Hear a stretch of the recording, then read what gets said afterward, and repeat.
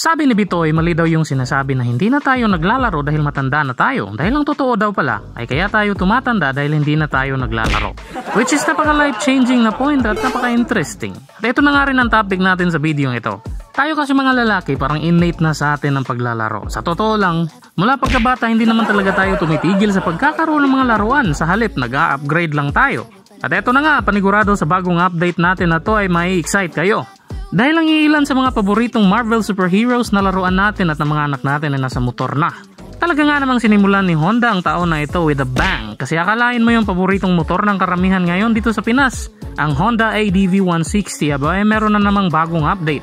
At yan ang ating aabangan. Recently lang si Honda nakipag-partnership sa Marvel. At heto na nga, dahil sa partnership nila, nabuo ang mga bago na namang aabangan natin ng mga motorsiklong bersyon ng ADV 160. Ito ang mga limited edition ng Honda ADV 160 para sa taon na ito. May dalawa kang pagpipilian. Una ay itong naka-Iron Man themed. Pangalawa ay itong Captain America themed na kulay naman. Kuhang-kuha talaga ang pormahan ng mga paborito nating mga karakter sa Marvel. Lalong-lalo na itong Iron Man theme mula sa mga emblems, sa disenyo ng kulay, accent, lahat-lahat na. Nakakapanabik lang. At sa update na ito, equip pa din ito ni Honda ng kanilang HSTC or Honda Selectable Torque Control. Alam mo ba yung mga instances kung saan nadudulas yung gulong natin sa mga basa or mabuhangin na daanan sa motor na ito? Maliit na lang ang tsansa ng mga ganyan dahil ito lang naman ang bersyon nila ng traction control system. Ang teknolohiyang pinapantay ang ikot ng dalawang gulong ng motor. Sa mga pagkakataong may mga madetect itong abrupt na pagbabago sa ikot ng isa. Nang sa ganon maiwasan ng pagskido ang pagdulas ng gulong. At heto pang isa ang pinakadelikadong mangyari sa atin ang mag-lock ang ating mga gulong kapag biglaan mo pinihit ang iyong preno sa emergency situations. Mapiprevent na din niyan dito dahil meron na itong anti-lock braking system or ABS. Kaya napakahanip ng motor na ito sa larangan ng safety. At pati na din pala sa comfort dahil equipped na din ito ng mahabang telescopic fork sa harap at sa likod ay ang dual shock absorber na meron ng sub-tank para talaga sa precise na response sa mga lubak-lubak. So perfect na perfect talaga ito kahit saang terrain, mapa-urban ride man yan or mga off-roading or rough road. Meron itong USB charging port, may front glove box at pocket na din at ang kamangha-mangha meron itong malawak na underseat storage or U-box. Nakasya ang half-face helmet at may mga matitira pa na mga espasyo para sa iba mo pang mga bagay-bagay. All LED na mga ilaw, check na check din dito, side stand sensor para sa added safety so hindi ka natatakbong nakalambitin ang side stand mo. At hazard function switch for added safety pa din. Talagang napaka fully packed.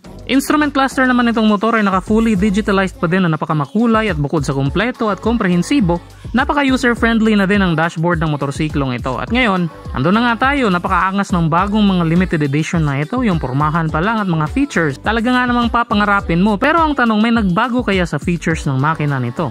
Kaya heto na, pag-usapan na kagad natin ang specs ng makina ng bagong Honda ADV 160. Pero bago tayo dumako dyan, of course, share ko muna sa inyo itong online game na pwede mo pagkakitaan. Ito ang Kabibe Game. Download mo lang ito gamit ang link na nasa comment section itong video. Pagka-download, open ang app at click register. Pilapan mo lang ang iilan ng mga impormasyon at bam! You're in! Mag-top up ka lang ng coins gamit ang iyong GCash at pwede ka na agad maglaro. Marami kang pagpipilian dito. Example, itong Mines. Susubukan natin ito. Starting na pera natin is 5 pesos dahil ito yung legit na coins na ibibigay sa'yo pagka-sign up mo.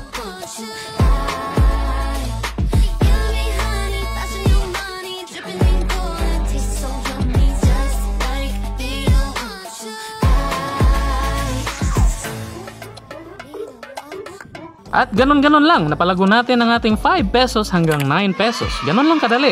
At sa point na ito, pwede mo na agad withdrawin ang panalo mo. Once again, yung link para i-download ito ay nasa comment section.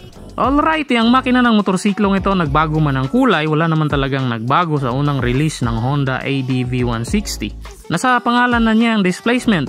160cc ito, liquid cooled pa din, may 4 na balbula, single overhead cam at equipped na din ng enhanced Smart Power Plus na teknolohiya ng mga makina ng Honda. So pang moderno talaga. At dahil sa makinang ito, bukod sa power, bibigyan ka din ito ng isang magandang ekonomiya sa gasolina. So it's a great combo, power at ekonomiya sa gasolina makukuha mo dito dahil sa kanyang pagiging ESP+. Speaking of gasolina, fuel tank capacity nito ay 8 liters, so ang layo talaga ng naaabot mo sa full tank nito. Seat height naman kung ikukumpara doon sa lumang ADV, binabaan na nila ito ng mga 10 mm para mas lalo pang maging swak sa mga typical na Pinoy ang height at flat-footed ka din. Pati nga din ang bigat mga kaibigan, yakang-yaka pa din dahil parang similar lang din ito sa old na ADV. Sa kabuuan, ang panibagong update na ito ng mga Honda ADV 160 unit ay kulay lang naman talaga.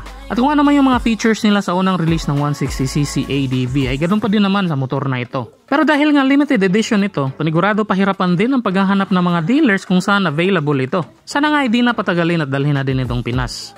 Katulad nitong next na review video natin, itong nakikita nyo sa screen, ang isang napaka high-tech na scooter na gawa ng mga maker ng BMW engine. Click mo lang ito para panoorin at maraming salamat.